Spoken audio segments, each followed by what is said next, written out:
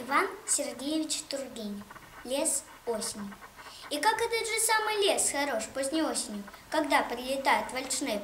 Они не держатся в самой глуши, их надо искать вдоль опушки. Ветра нет, и нет ни солнца, ни света, ни тени, ни движения, ни шума.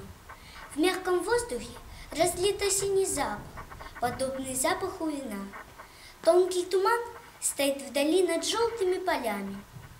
Сквозь обнаженные бурые сучья деревьев мирно белеет неподвижное небо. Высокие сухие былинки не шевелятся.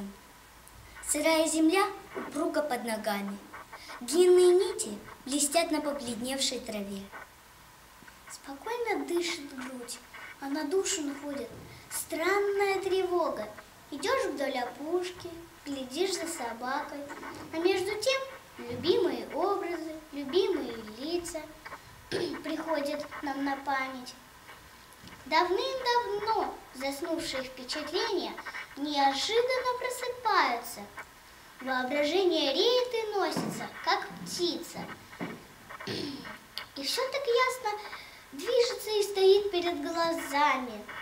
Сердце то вдруг задрожит и забьется, то страстно бросится вперед, то безвозвратно потонет в воспоминаниях. Вся жизнь развертывается легко и быстро, как свиток. Всем своим прошедшим, всеми чувствами, силами, всею своею душою владеет человек. И ничего вокруг ему не мешает. Ни солнца нет, ни ветра, ни шума.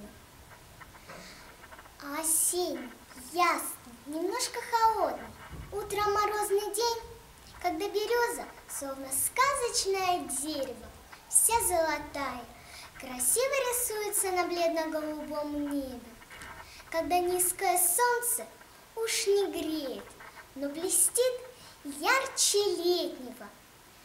Небольшая осиновая роща вся сверкает насквозь, словно ей весело и легко стоять голой. Изморозь еще белеет на дне долин, а свежий ветер тихонько шевелит и гонит упавшие покорябанные листья.